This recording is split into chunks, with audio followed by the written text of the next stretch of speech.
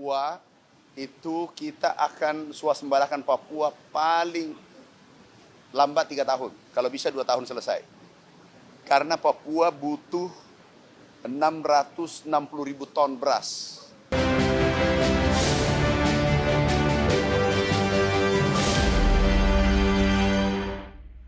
Sementara itu, Menteri Pertanian Andi Amran Sulaiman menargetkan daerah Papua swasembada pangan dalam 3 tahun, di mana pemerintah akan mempercepat mencetak 100.000 hektar sawah. Menteri Pertanian Amran menegaskan komitmen untuk mempercepat swasembada pangan nasional, termasuk menjadikan Papua swasembada pangan paling lambat dalam 3 tahun ke depan. Amran menegaskan bahwa pemerintah telah menyiapkan langkah konkret untuk mengejar ketertinggalan produksi beras, di mana menurut Amran saat ini kebutuhan beras Papua mencapai sekitar 660.000 ton per tahun, sementara produksi lokal baru sekitar 120.000 ton. Guna menutup kekurangan tersebut, pemerintah akan melakukan pencetakan sawah baru secara masif. Selain beras, pemerintah juga akan mengoptimalkan potensi pangan lokal Papua melalui revitalisasi industri sagu. Mentan menyebutkan bahwa pabrik sagu di Sorong akan kembali diaktifkan. Langkah-langkah tersebut diharapkan menjadi fondasi kuat bagi percepatan pembangunan Papua sekaligus memperkokoh ketahanan dan kemandirian pangan nasional. Papua itu kita akan swasembadakan Papua paling lambat 3 tahun. Kalau bisa 2 tahun selesai. Karena Papua butuh 660.000 ton beras. Tetapi hanya memproduksi 120.000 ton. Sehingga masih kekurangan 500.000 ton.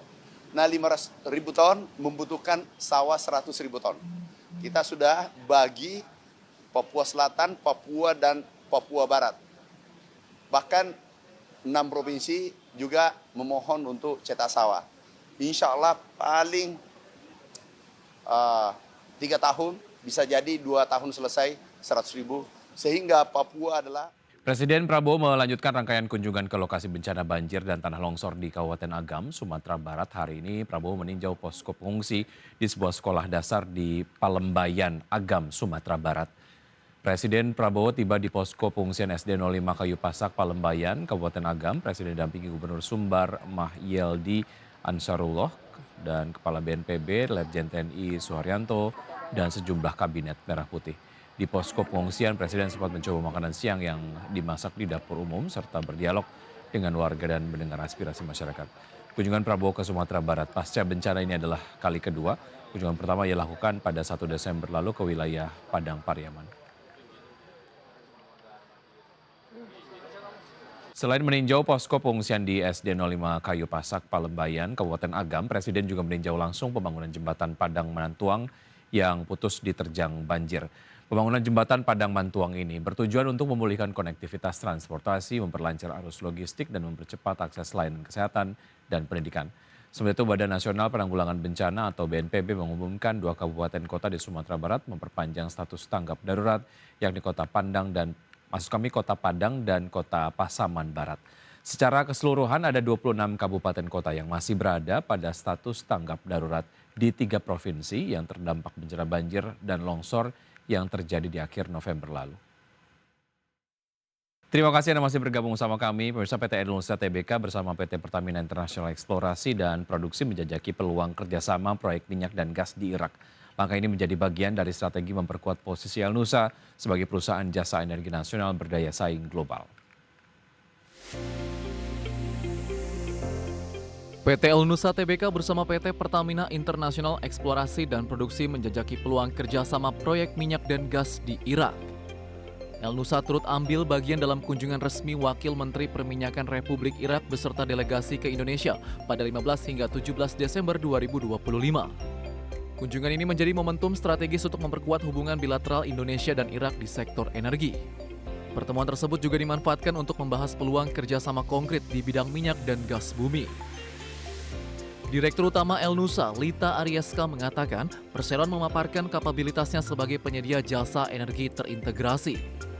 Fokus utama yang disampaikan meliputi layanan geofisika, pengolahan data seismik, serta solusi teknologi energi.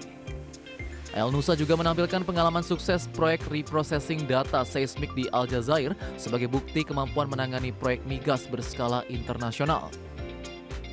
Adapun rencana kerjasama strategis antara Elnusa dan PIP di Irak diharapkan membuka peluang pengembangan sektor hulu migas secara berkelanjutan. Selain kerjasama teknis, kolaborasi ini juga mencakup transfer pengetahuan dan pengembangan kapasitas sumber daya manusia. Pemerintah Irak menilai Pertamina Group termasuk El Nusa memiliki kompetensi kuat dalam teknologi dan pengelolaan data migas yang relevan untuk mendukung kebutuhan energi nasional Irak. Berbagai sumber IDX Channel.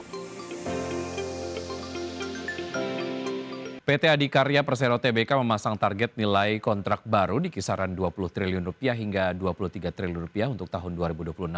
Meskipun target tersebut lebih rendah bila dibandingkan dengan realisasi dan target sebelumnya. Manajemen menyatakan target ini mencerminkan strategi konservatif namun realistis di tengah dinamika pasar konstruksi nasional. PT Adikarya Persero Tbk memasang target nilai kontrak baru di kisaran 20 triliun rupiah hingga 23 triliun rupiah untuk tahun 2026. Target kontrak baru ADI untuk 2026 itu dipasang sedikit lebih rendah dibanding target tahun ini yang sebelumnya berkisar di atas 25 triliun rupiah. Penurunan target ini mencerminkan tantangan pasar konstruksi nasional termasuk persaingan proyek dan perubahan fokus anggaran pemerintah yang memengaruhi realisasi proyek besar. Mayoritas kontribusi kontrak baru masih diharapkan berasal dari segmen engineering dan construction yang menjadi kompetensi inti perusahaan. Segmen ini meliputi proyek infrastruktur gedung, jalan tol, dan fasilitas publik lain yang tetap menjadi fokus ADI dalam mencapai target kontrak yang ditetapkan. Hingga akhir November 2025, ADI telah mencatatkan kontrak baru senilai sekitar 14,1 triliun rupiah, menunjukkan progres yang solid menuju target 2026. Angka ini mencerminkan perolehan kontrak yang terus bertambah dibanding kuartal sebelumnya, sekaligus memberi fondasi kuat untuk target yang lebih ambisius tahun depan. Meski target tahun depan dipasang realistis, ADI menghadapi tantangan kinerja yang cukup signifikan sepanjang 2025.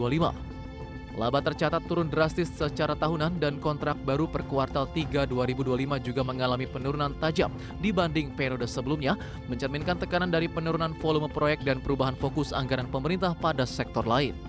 Berbagai sumber IDX Channel.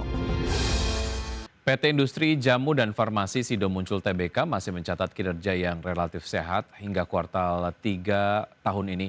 Meskipun tekanan daya beli konsumen memberi tantangan di pasar domestik, kontribusi utama kinerja ini datang dari segmen produk herbal sekaligus upaya ekspansi pasar internasional yang mulai menopang pertumbuhan jangka panjang dan emiten jamu, untuk emiten jamu dan farmasi ini.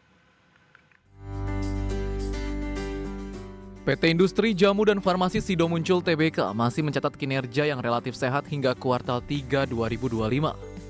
Sepanjang Januari-September 2025, Sido berhasil meraup pendapatan sekitar 2,73 triliun rupiah atau naik sekitar 3,9% secara tahunan.